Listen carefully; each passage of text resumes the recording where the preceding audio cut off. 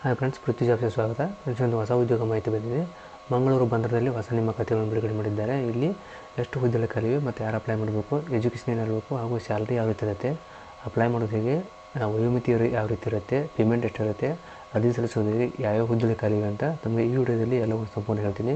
ವಿಡಿಯೋನ ಎಲ್ಲೂ ಸ್ಕಿಪ್ ಮಾಡಿದೆ ಕೊನೆ ತನಕ ನೋಡಿ. ಹಾಗೆ ಮಾಹಿತಿ ಇಷ್ಟ ಆದರೆ ಒಂದು ಲೈಕ್ ಮಾಡಿ ಮತ್ತು ಶೇರ್ ಮಾಡಿ, ನಿಮ್ಮ ಅನಿಸಿಕೆಯನ್ನು ಕಮೆಂಟ್ ಮಾಡಿ.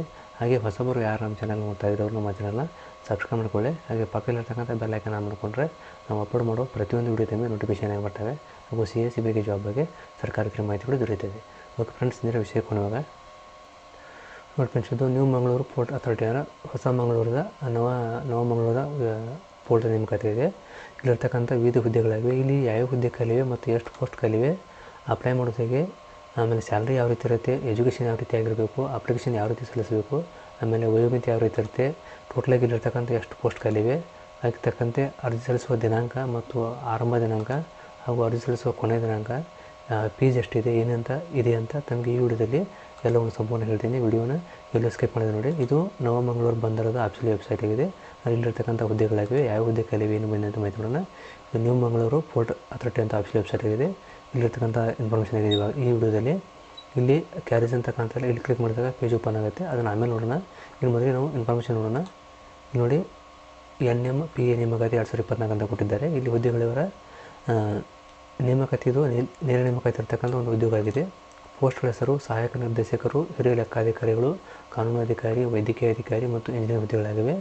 ಸಂಸ್ಥೆ ಹೆಸರು ಮತ್ತು ಹೊಸ ಮಂಗಳೂರು ಬಂದರು ಪ್ರಾಧಿಕಾರ ನೇಮಕಾತಿ ಇದೆ. ಮಂಗಳೂರು ಬಂದರದ ಇರತಕ್ಕಂಥ ನೇಮಕಾತಿ ಕೊಟ್ಟಿದ್ದಾರೆ. ಇಲ್ಲಿರ್ತಕ್ಕಂಥ ಒಟ್ಟು ಹುದ್ದೆಗಳು ಬಂದು 33 ಖಾಲಿ ಹುದ್ದೆಗಳಿವೆ. ಅರ್ಜಿ ಸಲ್ಲಿಸುವ ಮೂರು ಆನ್ಲೈನ್ ಮೂಲಕ ಇರತಕ್ಕಂಥ ಒಂದು ನೇಮಕಾತಿ ಆಗಿದೆ. ಅರ್ಜಿ ಸಲ್ಲಿಸುವ ಲಾಸ್ಟ್ ಡೇಟು ಡಿಸೆಂಬರ್ 27, 2024 ಆಗಿದೆ. ಆಯ್ಕೆ ಪ್ರಕ್ರಿಯೆ ಲಿಖಿತ ಪರೀಕ್ಷೆ ಮತ್ತು ಸಂದರ್ಶನ ಹಾಗೂ ಡಾಕ್ಯುಮೆಂಟ್ ವೆರಿಫಿಕೇಷನ್ ಇರತಕ್ಕಂಥ ಒಂದು ಆಯ್ಕೆ ಪ್ರಕ್ರಿಯೆ ಆಗಿದೆ. ಇಲ್ಲಿ ನೋಡ್ಬೋದು, ಮೊದಲನೇದಾಗಿ ಹುದ್ದೆ ಹೆಸರು ಕೊಟ್ಟಿದ್ದಾರೆ. ಇಲ್ಲಿ ಹುದ್ದೆ ಸಂಖ್ಯೆ ಕೊಟ್ಟಿದ್ದಾರೆ.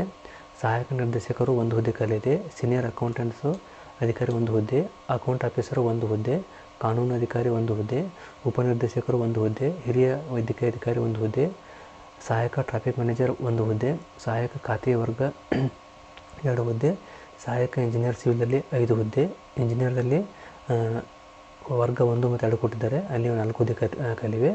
ಜೂನಿಯರ್ ನಿರ್ದೇಶಕ 1 ಹುದ್ದೆ, ಮಾಸ್ಟರ್ 1 ಹುದ್ದೆ, PAದಿಂದ HOD ಒಂದು ಹುದ್ದೆ, ಆಮೇಲೆ ಉಪನಿರ್ದೇಶಕರು 1 ಹುದ್ದೆ, ಸಹಾಯಕ ಇಂಜಿನಿಯರು ಎಲೆಕ್ಟ್ರಿಕಲ್ಲು ಮೆಕ್ಯಾನಿಕಲಲ್ಲಿ 3 ಮತ್ತು 6 ಹುದ್ದೆ ಖಾಲಿವೆ.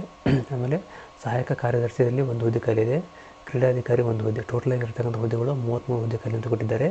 ಈ ಹುದ್ದೆಗಳಿಗೆ ಶೈಕ್ಷಣಿಕ ಅರ್ಹತೆ ಮತ್ತು ಪೇಮೆಂಟಲ್ಲಿ ಕ್ಲಿಯರ್ ಕೊಟ್ಟಿದ್ದಾರೆ. ಏನಿದೆ ಅಂದರೆ ಸಹಾಯಕ ನಿರ್ದೇಶಕರ ಹುದ್ದೆಗಳಿಗೆ EDP ಹುದ್ದೆಗಳಿಗೆ ವೇತನ ಬಂದ್ಬಿಟ್ಟು 50,000ದಿಂದ 1,60,000 ಸ್ಯಾಲರಿ ಇರುತ್ತೆ. ವಯೋಮಿತಿ 30 ವರ್ಷ ಇರುತ್ತದೆ. ವಿದ್ಯಾರ್ಥಿ ಬಂದ್ಬಿಟ್ಟು ಕಂಪ್ಯೂಟರ್ ಇಂಜಿನಿಯರಿಂಗ್, ಕಂಪ್ಯೂಟರ್ ಸೈನ್ಸ್ ಅಥವಾ ಸಂಬಂಧಿತ ಕ್ಷೇತ್ರದಲ್ಲಿ ಪದವಿಯನ್ನು ಹೊಂದಿರುವುದನ್ನು ಕೊಟ್ಟಿದ್ದಾರೆ. ಅದೇ ರೀತಿ ಹಿರಿಯ ಖಾತೆ ಅಧಿಕಾರಿ ಹುದ್ದೆಗಳಿಗೆ ವೇತನ 50,000ದಿಂದ 1,60,000 ಇರುತ್ತೆ. ಆಮೇಲೆ ವಯೋಮಿತಿ 30 ವರ್ಷ ಇರುತ್ತದೆ. ಶೈಕ್ಷಣಿಕ ವಿದ್ಯಾರ್ಥಿ ಬಂದ್ಬಿಟ್ಟು ಚಾರ್ಟೆಡ್ ಅಕೌಂಟೆಂಟು, CA ಅಥವಾ ಕಾಸ್ಟ್ ಅಕೌಂಟೆಂಟು ಜೊತೆಗೆ 5 ವರ್ಷ ಅನುಭವ ಕೂಡ ಕೇಳಿದ್ದಾರೆ. ಲೆಕ್ಕಾಧಿಕಾರಿ ಹುದ್ದೆಗಳಿಗೆ 50,000ದಿಂದ 160 ಸ್ಯಾಲರಿ ಇರುತ್ತೆ. ವಯೋಮಿತಿ 35 ಇರುತ್ತದೆ. ಇವರು ಕೂಡ ವಿದ್ಯಾರ್ಥಿ CA ಅಥವಾ ಕಾಸ್ಟ್ ಅಕೌಂಟ್ ಆಗಿರಬೇಕು. ಆಮೇಲೆ ಕಾನೂನು ಅಧಿಕಾರಿ ಹುದ್ದೆಗಳಿಗೆ 50ರಿಂದ 100 ಸ್ಯಾಲರಿ ಇರುತ್ತದೆ. ವಯೋಮಿತಿ 30 ವರ್ಷ ಇರ್ತದೆ. ಕಾನೂನಿನಲ್ಲಿ ಪದವಿಯನ್ನು ಪಾಸಾದವರು ಅಪ್ಲೈ ಮಾಡ್ಬೋದು. ಆಮೇಲೆ ಉಪನಿರ್ದೇಶಕರ ಹುದ್ದೆಗಳಿಗೆ 50ರಿಂದ 100 ಸ್ಯಾಲರಿ ಇರುತ್ತೆ. ವಯೋಮಿತಿ 35 ವರ್ಷ ಇರುತ್ತದೆ. ಶೈಕ್ಷಣಿಕ ಅರ್ಹತೆ ಅರ್ಥಶಾಸ್ತ್ರ, ಸಂಖ್ಯಾಶಾಸ್ತ್ರ, ಗಣಿತದಲ್ಲಿ ಪದವಿ ಜೊತೆಗೆ ಡೇಟಾ ವಿಶ್ಲೇಷಣೆಯಲ್ಲಿ 5 ವರ್ಷಗಳ ಅನುಭವ ಇರಬೇಕಂತ ಕೊಟ್ಟಿದ್ದಾರೆ. ಹಿರಿಯ ವೈದ್ಯಕೀಯ ಅಧಿಕಾರಿ ಹುದ್ದೆಗಳಿಗೆ 50ರಿಂದ 100 ಸ್ಯಾಲರಿ ಇರುತ್ತೆ. ವಯೋಮಿತಿ 40 ವರ್ಷ ಕೊಟ್ಟಿದ್ದಾರೆ. MBBS, BDS ಜೊತೆಗೆ 5 ವರ್ಷ ಅನುಭವ ಇರಬೇಕಂತ ಕೊಟ್ಟಿದ್ದಾರೆ. ಆಮೇಲೆ ಇನ್ನು ವರ್ಗ 2 ಹುದ್ದೆಗಳು ಬಂದ್ಬಿಟ್ಟು ಸಹಾಯಕ ಸಂಚಾರ ವ್ಯವಸ್ಥಾಪಕ ಹುದ್ದೆಗಳಿಗೆ 40,000ರಿಂದ 140 ಸ್ಯಾಲರಿ ಇರುತ್ತೆ. ವಯೋಮಿತಿ 35 ವರ್ಷ ಕೊಟ್ಟಿದ್ದಾರೆ. ವಿದ್ಯಾರ್ಥಿ ಕಾರ್ಗೋ ಆಚರಣೆಯಲ್ಲಿ 2 ವರ್ಷಗಳ ಅನುಭವ ಹೊಂದಿರಬೇಕು. ಯಾವುದೇ ಭಾಗದಲ್ಲಿ ಪದವಿ ಪಾಸ್ ಆಗಬೇಕಂತ ಕೊಟ್ಟಿದ್ದಾರೆ. ಸಹಾಯಕ ಲೆಕ್ಕಾಧಿಕಾರಿ ಹುದ್ದೆಗಳಿಗೆ 40ರಿಂದ 140 ಸ್ಯಾಲರಿ ಇರುತ್ತೆ. 28 ವರ್ಷ ವಯೋಮಿತಿ ಇರುತ್ತದೆ. ಶೈಕ್ಷಣಿಕ ಅರ್ಹತೆ CA ಅಥವಾ ಕಾಸ್ಟ್ ಅಕೌಂಟೆಂಟ್ ಆಗಿರಬೇಕು. ಆಮೇಲೆ ಸಹಾಯಕ ಇಂಜಿನಿಯರ್ ಸಿವಿಲ್ದಲ್ಲಿ 40ರಿಂದ 1,40,000 ಸ್ಯಾಲರಿ ಇರುತ್ತೆ. ವಯೋಮಿತಿ 35 ವರ್ಷ ಇರುತ್ತದೆ. ವಿದ್ಯಾರ್ಥಿ ಸಿವಿಲ್ ಇಂಜಿನಿಯರಿಂಗ್ನಲ್ಲಿ ಪದವಿಯನ್ನು ಪಾಸಾಗಿರಬೇಕು. ಜೊತೆಗೆ 2 ವರ್ಷ ಅನುಭವ ಕೂಡ ಕೇಳಿದ್ದಾರೆ. ಆಮೇಲೆ ಇಂಜಿನಿಯರಿಂಗ್ನಲ್ಲಿ 40,000 ಸ್ಯಾಲರಿ ಇರುತ್ತೆ. 140 ಆಗಿರುತ್ತದೆ. ವಯೋಮಿತಿ 45 ಇರುತ್ತದೆ. ಸಂಬಂಧಿತ ಅನುಭವದೊಂದಿಗೆ MOದಲ್ಲಿ ಪ್ರಮಾಣಪತ್ರ ಹೊಂದಿರಬೇಕಂತ ಕೊಟ್ಟಿದ್ದಾರೆ. ಕಿರಿಯ ನಿರ್ದೇಶಕ ಹುದ್ದೆಗಳಿಗೆ 40,000ದಿಂದ 140 ಸ್ಯಾಲರಿ ಇರುತ್ತೆ. ವಯೋಮಿತಿ 22ರಿಂದ 35 ವರ್ಷ ಕೊಟ್ಟಿದ್ದಾರೆ. ವಿದ್ಯಾರ್ಥಿ ಕಂಪ್ಯೂಟರ್ ಸೈನ್ಸ್, ಮಾಹಿತಿ ತಂತ್ರಜ್ಞಾನದಲ್ಲಿ ಪದವಿಯನ್ನು ಪಾಸಾಗಿರಬೇಕು. ಆಮೇಲೆ ಮಾಸ್ಟರ್ ಹುದ್ದೆಗಳಿಗೆ ವೇತನ 40ರಿಂದ 140 ಇರುತ್ತೆ. ವಯೋಮಿತಿ 45 ವರ್ಷ ಕೊಟ್ಟಿದ್ದಾರೆ. ಅನುಭವದೊಂದಿಗೆ ಇನ್ಲ್ಯಾಂಡ್ ಮಾಸ್ಟರ್ನಲ್ಲಿ ಪ್ರಮಾಣಪತ್ರ ಹೊಂದಿರಬೇಕೆಂದು ಕೊಟ್ಟಿದ್ದಾರೆ. ಅದೇ ರೀತಿ HOD ಹುದ್ದೆಗಳಿಗೆ 40ರಿಂದ 140 ಸ್ಯಾಲರಿ ಇರುತ್ತೆ. ವಯೋಮಿತಿ 35 ವರ್ಷ. ಶೈಕ್ಷಣಿಕ ಅರ್ಹತೆ ಶಾರ್ಟ್ ಹ್ಯಾಂಡ್ ಮತ್ತು ಟೈಪಿಂಗ್ ರೈಟಿಂಗ್ ಕೌಶಲ್ಯದೊಂದಿಗೆ ಯಾವುದೇ ವಿಭಾಗದಲ್ಲಿ ಪದವಿಯನ್ನು ಪಾಸಾದರೂ ಅಪ್ಲೈ ಮಾಡಬೇಕೆಂದು ಕೊಟ್ಟಿದ್ದಾರೆ. ಇನ್ನು ಈ ನೇಮಕಾತಿಗಳಿಗೆ ಆಯ್ಕೆ ಪ್ರಕ್ರಿಯೆ ಯಾವ ರೀತಿ ಮೇಲಿಗೆ ಕೊಟ್ಟಿದ್ದಾರೆ.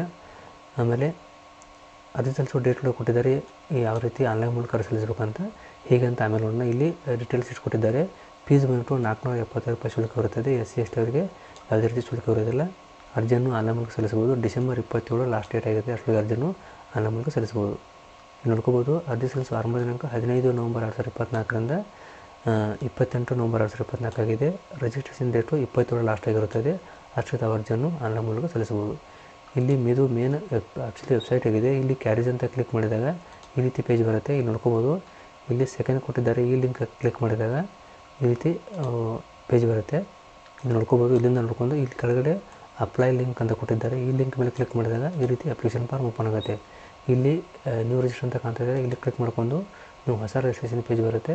ಅಲ್ಲಿಂದ ರಿಜಿಸ್ಟರ್ ಮಾಡಿ ಈ 6 ಸ್ಟೆಪ್ ಇವೆ. ರಿಜಿಸ್ಟರ್ ಮಾಡ್ಕೊಂಡು ಇಲ್ಲಿಂದ ಅರ್ಜಿಯನ್ನು ಸಲ್ಲಿಸಬಹುದಾಗಿದೆ. ಇದು 1ನೇ ಸ್ಟೆಪ್ ಬೇಸಿಕ್ ಇನ್ಫೋ ಆಗಿದೆ. Photo sign, details, preview, upload, payment ಈ ರೀತಿ ಆಪ್ಷನ್ ಕೊಟ್ಟಿದ್ದಾರೆ. ಎಲ್ಲ ಸ್ಟೆಪ್ ಕ್ಲಿಯರ್ ಆದಮೇಲೆ ಅರ್ಜಿ ಸಲ್ಲಿಸೋಕ್ಕೆ ಸಂಪೂರ್ಣ ಆಗುತ್ತೆ. ಆಮೇಲೆ ಇಲ್ಲಿ PDF ಕೊಟ್ಟಿದ್ದಾರೆ. ಇದು ಸುಮಾರು 28 ಪೇಜ್ PDF ಇದೆ. ನವಮಂಗಳೂರು ಬಂದರು ಪ್ರಾಧಿಕಾರ ಅಂತ ಕೊಟ್ಟಿದ್ದಾರೆ.